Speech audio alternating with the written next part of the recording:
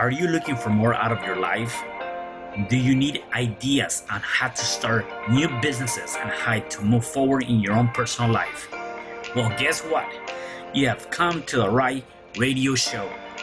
At You Can Overcome Anything podcast show, you will learn and hear from many people from all walks of life who are sharing their challenges, their stories, the habits, and the mind shifts they had to overcome to become who they are today. On top, you will get a chance to connect and see how you can overcome anything by networking and learning about your next move through this radio show. I present to you our great speakers at You Can Overcome Anything podcast show with your host, Cesar Espino.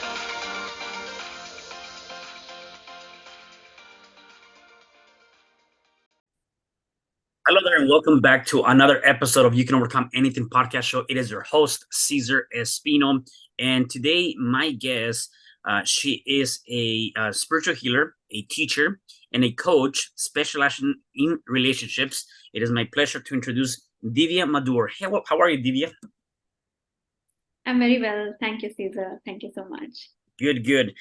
Super excited to have you here on the show today. And why don't you start by letting us know a little bit more about you? Where are you originally from, and how was your upbringing?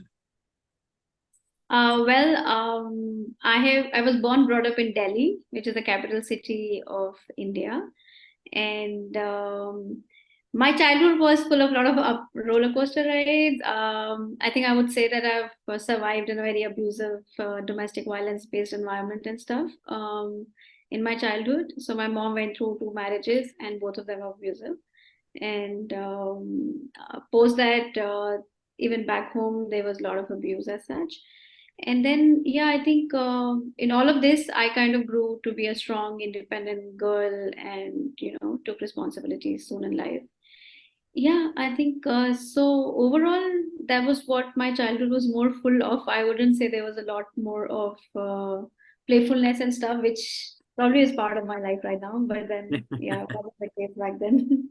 No, yeah, no, that's good. So I'll definitely want to tap into more of that, because I do believe that the things that we experience between the ages of 0 and 7 can really determine what takes place in your adult years. And if you do not work through them, or you don't work through those challenges, whether in this case, whether it was child abuse, whether it's something traumatic, right? If you don't work on those things, then that tends to trickle down and show up in your life, maybe in your case, like in your marriage, right? Or things like that. So tell me, like, growing up, you say your mom was married a couple of times.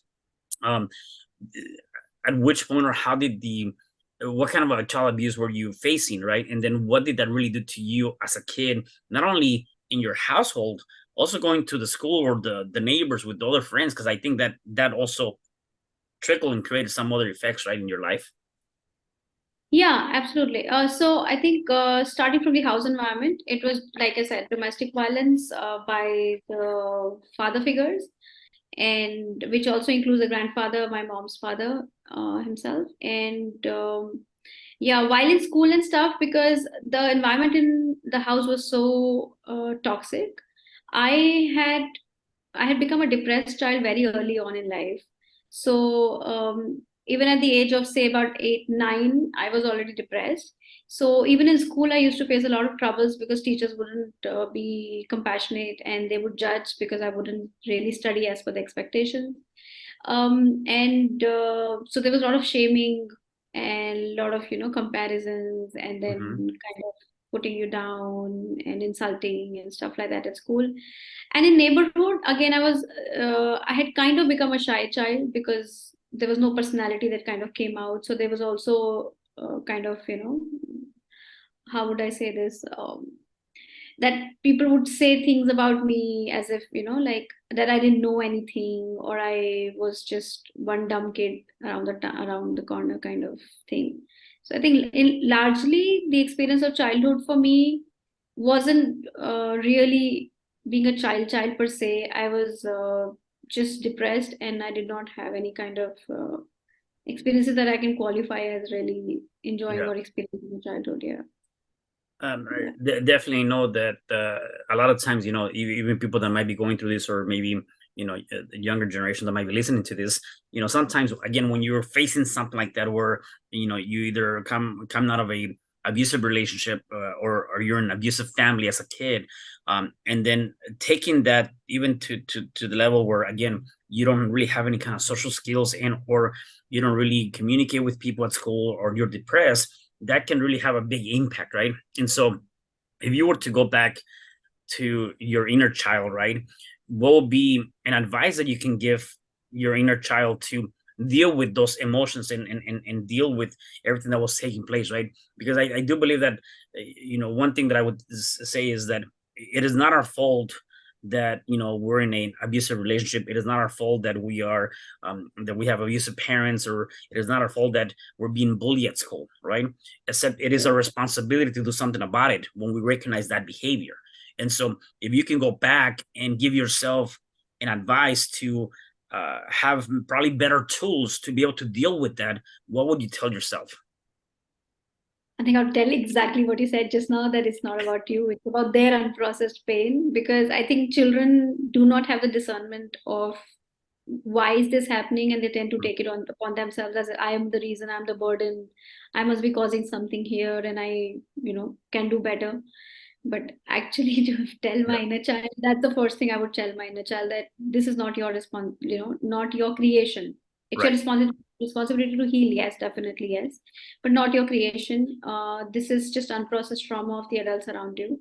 And at the same time, also remind her that I'm there for her, irrespective of who's there or not. Mm. And that there's nothing in this world that she can do would separate me from her in any way possible. Yeah, yeah, no, definitely, and again, for the ones that are listening, definitely take that advice, because again, you just never know, and sometimes, even having conversations with kids, I think is so critical, because again, we don't know what we don't know, and at the same time, if we don't deal with that, then that can really create an effect. So, talking about that, obviously you were kind of going through that, and as you mentioned, you just were depressed, were going through that, and at which point, in your, I will say, teenage years, or as you were probably finishing up high school, what was that for you, and what was kind of like the next steps for you in your life journey? I think the next, I mean, throughout my teenage years, I really tried to die a lot of times. I did multiple suicide attempts because I felt I was not good enough. I was not worthy of living, and I shouldn't be living. My mother deserved better and stuff like that, because I wasn't studying as much as she would have wanted me to, and score the marks that she would have Hmm. wanted me to. But I think around high school, it so happened that my mom had an accident and she was bedridden for a bit of time. And that kind of pushed me into doing my best. And I really scored very high, which was way beyond I would have comprehended ever for myself. And that made me realize that if I set my mind to something, I can get it done.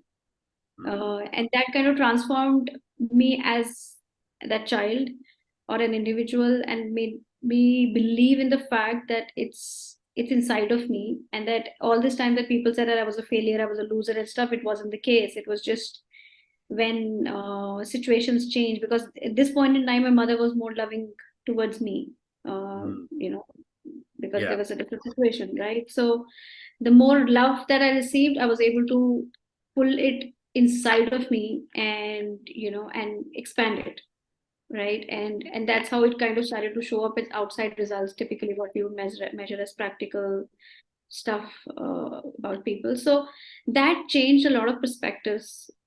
My self-image about myself changed, the way I looked at myself, the way I perceived what I could do, the way I would walk around, which means my social skills changed, Hmm.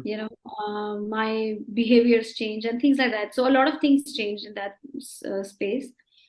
Yeah, I think so. That was the first transformative point, frankly, as a teenager, overall. And yeah, I think Yeah. No, that's that's another huge, part. and that's exactly where I was going with this. That you mentioned that. I'm glad you did, because I think that we got to be more open to that. Again, going back to what you just mentioned, you talked about that you had multiple attempts of taking your life because you feel like you were not worthy, and it goes back to that whole point that I was trying to make, is that, again, whether you're being bullied, or you're coming from an abusive family, when you're not finding that same, the safety net, that comfort of your own home, then you as a person again fall into depression. And then a couple of things can happen. Number one, I've seen it where people get into drugs, gang violence, or because they don't feel like they're finding the community, or they don't feel worthy in that household, then they go to a gang or some sort of violence organization to do what? To find that comfort, to find what is missing there in their household. And the other extreme is like, no, they're just deal with those emotions without really talking to anybody because nobody can help them. And then they have these suicidal thoughts and they say, you know what, it's better if I take my life away. So I want to make that very aware. And I want people to understand that at the end of the day, that's not, none of those are an option, that yet that's very real. And we got to be able to learn how to deal with that. We got to be able to figure out how we can help our society and our people in general to be able to say, you know what, we can do better, right? And so I'm glad you mentioned that, because you went through that, and now again you started recognizing that, and you came off of that and got into that. So finishing up into that, going to your high school years, did you ever knew what you wanted to do when you became an adult? We always have the idea that when I grow up I want to be this. What was that for you? I have been a very intuitive child, like ever since. So I knew I was going to do something in communications. I didn't know what, because I was too young to understand what is there in communications. All I knew was some communication is something that I have to do. And this kind of dawned on me around the age of 13 and 14. So and I kind of held tight to it, and eventually I built a career into communication and marketing, and that suited me well. Yeah. Nice, So nice. So and then you find yourself, based on my notes here, then I don't know at which point, right? But you find yourself in a relationship that ultimately became abusive, right? So tell me about that experience. So, that there was this need for me to be validated by my mom, and I would only have crushes on boys who suited my mom's criteria, Mm, of what my partner would look like. So eventually, I ended up with a person who my mom would approve of as a husband, and it so happened that the marriage was not domestic violence at all. He's never raised a hand on me, but then it was emotionally, mentally, and sexually horribly abusive. So, like I was forced into swapping, I was forced into all other kind of activities sexually. Apart from that, there was mental abuse, there was manipulation, there was a lot of shaming, guilting, all of those kind of things. And then mhm, also the major factor that the family and the partner played was uh, I was a very confident girl, very sure of myself kind of girl. And then that's what they played on. They started to kind of put me down in every possible way there was. And eventually came a time very quickly when I lost confidence on my own self, pretty much the same space that I was as a child, that I didn't know who I was, what I was doing, and all that stuff. Once that happened, it was easy to manipulate me and move me around and get me to do whatever they wanted me to do. So that's how the marriage spanned. And I think after about 10 years of that marriage, um, somebody helped me understand that whatever was going on in your marriage was abusive and is not right. And of course, I took a lot of time to understand that, because my mom was always of the belief that this man is so godly that he can do nothing wrong. So, and I was totally in awe of my mom's mhm. belief system. Yeah. Whatever she would say was like words of God kind of thing, and it took me a lot to break free from that kind of space. And yeah, I'm today happily divorced, and Yeah, that's awesome. my life is running. Yeah, no, definitely. And it's important to recognize that obviously there's, as you mentioned, it was not physical abuse, except sometimes I think perhaps probably emotional abuse, and the other abuse that you're talking about can be probably be even more impactful, because those wounds you're not able to see. They kind of stay internally, right? And so definitely a bruise is a bruise, and that's not by no means condoned, except again that over time will fade away, except when you have a very traumatic and emotional abuse and is staying within you. Unless you work through those things, again, it's going to stay there forever, and you're going to have nightmares, and you're going to always go back and rekindle that moment. So that's huge. And so do you feel that part of your culture, and because I know, like, I'm from Mexico, and I know we're also old fashioned too, right? And a lot of times, the belief system are different than the American belief system. So Yeah. do you think that also part of your culture, as you were saying, your mom felt like, he's, a man sent of God to an extent, and he never will do any wrong, that is the reason why you stayed in that relationship for like 10 years, and put up with all of that for that period of time? Yeah, I did. I did. That was precisely the reason because, when my mom raised me single-handedly, so I was always brought up to believe that if she wasn't the one who would have taken responsibility of me, I would either be begging or be sold in the trade or be dead, stuff like that. So, this is how I was brought up believing that. And eventually, what happened for me was that I believe that anything and everything that my mom wanted is what I have to fulfill. So I went around all these years. I mean, I was married for 14 years. Uh, After 10 years is when this thing came up, and eventually it took some time for me to move out and get divorced and the legal proceedings and stuff like that.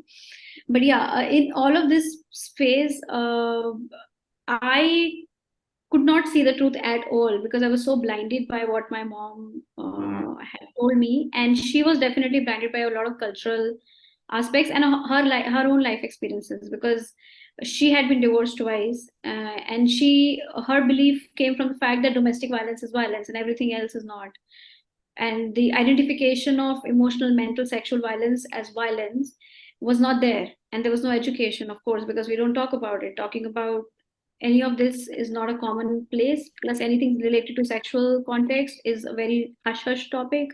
So half of the time you don't even know if it's right or wrong, what's going on is right or wrong, because when somebody's trying to brainwash you into certain things and manipulate you into it, you wouldn't know what's going on because you don't know something like that exists. So I think a lot of time that it took me was to understand that these things are violence, this is abuse, and I am dealing with abuse. While something inside me was always feeling bad, I didn't know why I was feeling bad.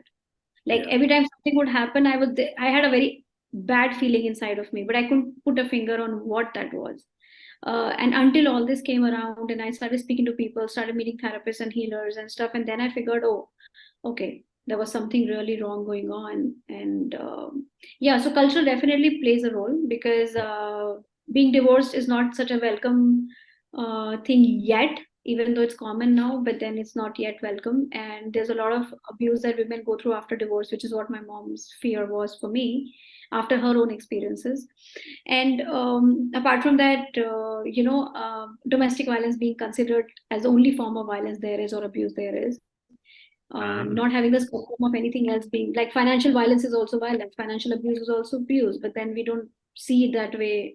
right. It's just how culturally we are programmed to look at it. And yeah, I think a lot of those aspects. Plus, I'm a mom, right? So I had a child when I decided to move out. So the whole idea that you can't, the Mm, child needs the father and the mother, and the child needs to have a whole family. You will be a broken family, and all those kind of conversations and things like that. Yeah, so I think those things culturally, a lot of aspects have played out. I mean, I'm sharing yeah. a few out, but then Yeah, definitely. no, for sure.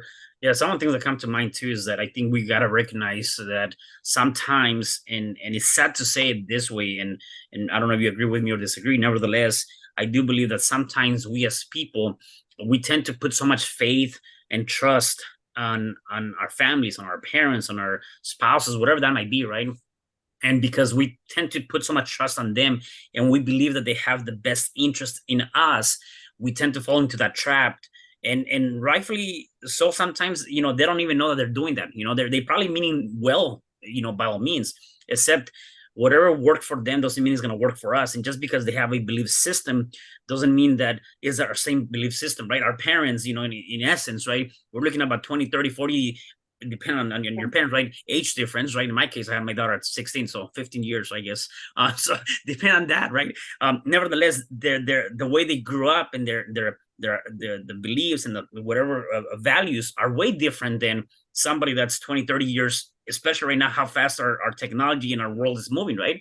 And so we got to be able to be conscious of that and recognize that um yes, it's okay to get an opinion. In my perspective, it's okay to get an opinion from our parents or from family members, except again, it is exactly that. It's just an opinion, and I'm not saying go against them or get into a fight or something like that. Nevertheless, you got to be able to understand that sometimes what they might be uh, guiding you or advising you on may not be the best thing for you. So that's the first thing. The second thing that comes to mind is that sometimes we don't see it for ourselves, and we need somebody else to see the potential and or the belief that they have on us when we don't even believe in ourselves, right? And why am I saying that is because you mentioned that it wasn't until you started speaking to people and started publicly talking about what was going on with you, and somebody said, "Hey, well, this doesn't look right." Except for you, it did. You didn't see it because you had your mom probably saying no, everything's fine. You didn't believe in it, and again, you didn't see it. You were blindsided. So you got to be able to put on a different glasses or lenses so you can see through that, right? And in your case, you did when finally somebody said this doesn't look right. So you got to definitely do something about it and work through that and go through all these emotions and things. And definitely that's never easy. Even coming out of an abusive relationship, it's not easy to let go of that. I get it. Except again, you have to. So tell me about your healing experience. Like, what were the things that you had to do besides getting divorced, which is awesome, obviously? What were some of the things that you had to do to start working through your stuff? Well, I think I've always believed that we are the creator of our own destiny, or we're the architect of our own lives. And I never really knew the right, like the deepest meaning of what I believed until healing came across, and I started to realize that it's my life was a reflection of what I believed, wherever I may have picked it up from. It could be coming from the genetic line, it could be coming from my experiences from the life here, or I may just be picking up the collective consciousness of the place I'm born in, right? So lot of such aspects, like, so when the healing journey started, it started unfolding every little thing, every little belief, every little experience, really breaking apart every small experience and seeing where the truth was and where the darkness was. And each time, with each healing, with each work that I did on myself, which is in many shapes and formats, many different modalities, which work with the somatic space, it worked with the mental space, it worked with the emotional space, different kind of stuff that I've worked with. In all of this, one day at a time, one healing at a time, one transformation at a time, did I start understanding that it was my belief system which was manifesting as a life that I was living. And did I want to live that? No. Did I want to create the same thing in the future? No, absolutely not. So what was the path over here? Was to change what my belief system was. And with each change that I made in my own self, with each time that I healed a heartbreak, with each time when I healed the trauma in the nervous system that was stored in my body, I started to create better experiences. I started to create better things for myself, better life for myself. And I could move out, I could make money, I could develop better health. I was completely almost bedridden when I had left my marriage. And eventually I became this person who's today disease free. And also my relationship with my child wasn't doing very well. And today we have a very thriving relationship. So all I mean to say is that everything was a reflection of what I was carrying inside of me. So the outside is just a mirror of what's inside. And when I learned that fact, it became I would say, became an everyday habit, that each time there was something on the outside which was not feeling good or comfortable, I had to look inside and go inwards rather than go outside and try to blame or shame or find someone else to kind of put that thing on. So that's precisely what the healing journey was. It still is. It's not over. I think it's a lifelong journey. It's not going to be over at any point in time. Every time new situations come up, we realize something more is to be healed. But yeah, at the same time, I would say it's really going inwards. The healing journey was all about going inwards, looking at how I was the one co-creating all of that was going on, and I now choose to remove myself from that co-creation and create something new that I would like to be living, that I would like to be experiencing, and that's precisely what this journey has unfolded as and continues to be this way. Yeah. That's huge. And I think that from that's where the idea of also becoming a coach and becoming a teacher and dealing with helping people with relationships and becoming a specialist in relationships, that's where that came from, right? From your own experience. What's Absolutely. interesting is people don't recognize this. And again, I always tell, there's two different things. Number one, definitely when we're going through a difficult time or we have a past that's a little bit challenging, we don't want anyone to go through that. Except I also believe that that past is what created who we are today, right? And so one of the things that I always tell people is that we got to be able to look at the past from an educational perspective. It's a school of learning, right? And we got to be able to extract the lessons and the things that we went through and utilize that for our now, so that we have a better tomorrow, right? As opposed to living in the past, we're just extracting those lessons. And then with that, though, sometimes I believe that from pain, right, because you went through a lot of pain, a purpose is born, right? And a lot of people don't see it when they look at it from that perspective, except you are one of them. You walked through that. You went through a lot of pain, except now you have a different purpose, and your purpose is to be able to help relationships, to be able to help heal them, and help them understand that whatever they're going through may not be, and it's not definitely the place they should be, except again, now you have a purpose to fulfill and to talk about. So tell me about your services. Tell me about how you help relationships and your specialty in that, and how you coach people. I think the single most important principle that has helped me in this process and has helped me understand relationships at the core level is to know that we all caught up in our head. We need to drop down to our hearts, because relationship cannot be led by heads. They can only be led by our hearts, because that's the core essence of a relationship, of bringing a love, the compassion into the picture, because we tend to keep going back into our heads, and that's what the system has programmed us to do. So I think my take on relationships is very spiritual. It's not logical, really not. And I get, being a woman, it just kind of re-emphasizes that it's more led by the heart and the body, and less by the mind, for that matter. So yeah, I mean, I help people see the truth of their relationships, because at the end of the day, all of us enter relationships not, I would assume most situations, we enter relationships to feel things, not think things, right? So the idea is to remind people that we didn't get into the relationship to think about it, but we went into relationship to feel them, right? Mm-hmm. And that's the whole idea. Where do we feel? We don't feel here. We feel here in the heart and in the body, right? So coming back to the heart, coming back to the body. So that's a very spiritual approach that I take towards relationships and healing them. And the idea also is to see how we are co-creating what we are co-creating, because every relationship is a mirror to what's going on inside of us. So we got to really go deep inside and look at it. If we're not having a good experience, then there's something, some part of us which is manifesting and creating that. And how do we change that precisely? So most of my work revolves around enabling people to go inwards and create the relationship of their dreams, which may be in any sphere. It may be with their partners, it may be with their siblings, it may be with their parents, it may be with their children, or maybe with their friendships or with their work colleagues. However, because relationships, you know, how we do one thing, we do is how we do everything. So once we've really found a path to healing and love in one area of our relationships, the rest of them will follow. So it's coming from that principle precisely. Yeah. Let me ask you this, and I think I know the difference. I just want to make sure that I'm on the right track. Is there a difference between, or let me put it this way, spiritual healing, is that tied into any specific relationship? I'm sorry, any specific religion, or is that more? Because I see it, I believe that is not. I believe that is really more within you. Like you said, is within, right? There's a difference between religion and spirituality, right? Absolutely. And so it's more on that side, where you're obviously, it's whatever you believe, whatever your faith, whatever your belief system might be, and it's just within internally, right? Right. So, of course, there's a huge difference between religion and spirituality. Religion has a structure to follow and a certain set of rules to follow and stuff like that, whereas spirituality is not. Spirituality is actually about setting freedom for ourselves and really being who we were born to be. Because when you see children, they're the most spiritual beings that they ever are, because they're just completely authentically themselves. And all they know is to love and receive love.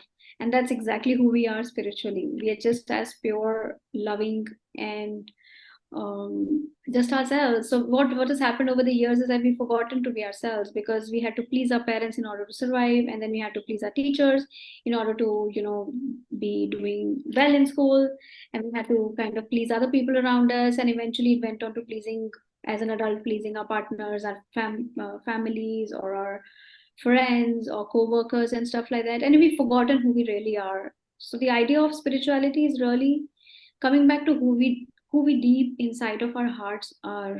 Because when we say when we say something like, sportsman spirit, that's exactly what we're talking about. We're talking about awakening the spirit inside of us rather than any kind of set of structure that we're looking at, or an attire, or the way to go, or rituals and stuff like that. Spirituality is just about being your own self, awakening the spirit inside of you. Yeah. That joy in the eyes, Yeah. that sparkle. Yeah, no, definitely. I love that. I love that. So let me ask you something. I'm sure people are thinking about this, and I actually just finished a book a couple of weeks back about forgiveness, right? And so in your case, and I'm sure in many cases of the people that you work with your clients, um, the biggest thing that I think is part of that spiritual healing is being able to forgive that person, or the forgiveness, whether it's that person or the emotion, right? Um, of the actions that took place, right? Except again, I know one of the things that I was talking about my book is a lot of people say, well, why am I going to forgive somebody for beating me up or abusing me or doing this, whatever that might be, right? I want to get your opinion on that in terms of how does that come into play, because I'm sure that's very difficult to do, not so easy to be able to say, you know what, I'm good, I'm in a different place, and I forgive, and the way I said is I forgive, and I choose not to remember no more, right? Because at the end of the day, that's the best thing we can do. I forgive, and I choose not to remember no more. So give me your opinion on that in terms of forgiveness. How does that play into a lot of the clients, and even with you, with what you went through? Yeah. Absolutely. I think one thing that I also talk about in my TED talk is also this that forgiveness begins with our own selves. It's not going to begin outside, because the first person who's betrayed ourselves is us, not the other one. Because every time we have something called intuition, and we have a gut, and we have this feeling always in the body or the heart which tells us that something is right for us or something is not. And we see the red flags, we just choose to ignore them. We always see it, each of us see that, there's nobody who's not seeing it, but then we don't follow it. So most often it happens so that what your body or your heart told you in the beginning of that relationship or that situationship, uh, that just came true. And the only person who stopped you from, or um, having to, I don't know if stop, but then only person who did not follow through was you. And the other person was a mirror of what you didn't follow through. So the first person you got to forgive is yourself, because once you're able to forgive yourself and see the truth of who you are, it's easy to see the truth of others. But unless we've forgiven ourselves, it's very difficult to see the truth of others, because then we'll continue to blame them, we'll continue to find faults with them. And unless we've really, like when we talk about, raising a finger at somebody, the three other fingers are pointing at us, Yep. very much, right? So it's really, really that much that unless we've looked at those three fingers that are pointing at us, the day we've addressed those, that one will automatically go down, because then we will start to see that if we acted on our intuition, if we acted on our nudges that were available for us, we wouldn't be in that place at the first place, frankly. And yes, of course, forgiveness is multidimensional, but then it starts inside of you for your own self, and then eventually expands to others. Very Yeah. much like love. Unless you love yourself, you can't love others. So it's pretty much. Yeah, no, that's huge. That's huge. So the people you work with, how can they work with you? Where can people find you, connect with you? Uh, Give us your contact information. Oh, okay. So I have a website which is called divyamadhur.com. It's DIVYAMADHUR.com. And the same name can be found on all the social media portals. So it's divya.madhur at Instagram, and Divya Madhur on Facebook, and like that, LinkedIn and other places you can find me. And working with me works in different ways. I work with a 6 months program for relationships, and that is totally focused on healing our relationships and healing ourselves around our relationships. And apart from that, I have one-on-one coaching available. I have one-on-one healings available. And then apart from that, I also have an inner circle where we all meet in our humanhood, brotherhood, Yep. sisterhood, put together humanhood. And then that inner circle, we bring together our relationship challenges and heal them together. So that's Okay. how, yeah, there are different ways to work with me. Yes. Got it. Do you work with only females or men or both? I work with both. However, the higher percentage of people coming into me I see as women, and most commonly middle aged and people who are facing relationship issues. Yeah. Got it. Okay. No, that's good. That's good. Um, do you use any specific techniques in your coaching or in your healing? You know, like there's NLP, hypnosis. You know, are there any specific modalities that you use for your healing or your coaching? I sorry. Yeah. No, I have actually learned a few modalities, but I have now learned over a period of time that it cannot be restricted to one modality. So the approach that works for me is a combination of heart, body, mind, and soul. So it's an integrative approach which takes care of everything, because our trauma, we may heal from one aspect and the other place the trauma may still be stored, which is what my journey of healing has taught me. And that anything that I disintegrated in my mind was still present in my body, and it was still present in my heart. And when I disintegrated from my heart, in some cases, it was still present in my mind. So Mm, the approach to healing for me works in heart, body, mind, and soul. And I kind of bring together different approaches and different modalities rather than sticking to one in doing all of this based on what the requirement is. yeah, I love that, Divya. That's amazing. So, thank you again for being here and sharing uh, your life experience and more than anything, your wisdom. Um, for the people that are watching us, this is my last question. For the people that are watching us and listening to us, if they're going through any challenge, whatever challenge that might be, what is one thing or a few things that they can start doing now to start overcoming that challenge? One thing is deep breaths, clearly deep breaths, very important, because if we are in a space of either anxiety, depression, we are not in the present. Deep breaths allow us to come back to the present and come back to our bodies. Very important Mm, thing. The second thing is connecting with nature. What in our spiritual world where we talk about is Mother Earth and Father Sky. And most often our root causes of our trauma are coming from either the mother side or the father side in some way or the other. Not necessarily they may be abusive, but just as something as a matter of neglect could also be a trauma. So connecting back with Mother Nature and Father Sky, which is what provides a whole circle of nourishment and protection. That's very important on a day-to-day basis. Grounding, it could look different things to different people. Some people enjoy the water, some people enjoy the earth, some people enjoy yeah, engaging with the sky or stars. Someone enjoy engaging with sun, some enjoy engaging with moon. So whatever works for you, but find a slot every day, 5 minutes, 10 minutes, to sit with nature in some way or the other. And yes, another thing that I would definitely say is there is a lot of dump over here, put it on the paper. yeah, Please journal. I know it sounds ridiculous to journal when you begin. It's like, okay, I have no clue what I'm writing, what's going on. I was writing, I had to brush my teeth, ate my food, kind of stuff. But eventually, journaling will start to channel a lot of stuff outside of, it's from inside of you. And plus, a lot of dump and garbage that we're really running with on an everyday basis will go down on paper, and you'll have more free space to create the life you're looking to create. Things that you can do by yourself, I guess these three yeah, should. yeah. I'll No, keep that's going huge. back to. Yeah, no, I love that. That's huge. Well, thank you again for those tips for sure. I think they're all valuable, and we definitely got to create some habits, daily habits, and incorporate some of these things on a daily basis for sure. So, um, Divya, thank you again for being here. Really appreciate all your wisdom and for being here and sharing those words with us. So, thank you again for being on the show. Thank you, Cesar, for having me here. All Thank right. you. And for the rest of you guys, do me a favor. Please make sure you share this podcast because definitely somebody needs to hear this. And I'll see you guys at the next episode of You Can Overcome Anything podcast show. Thank you.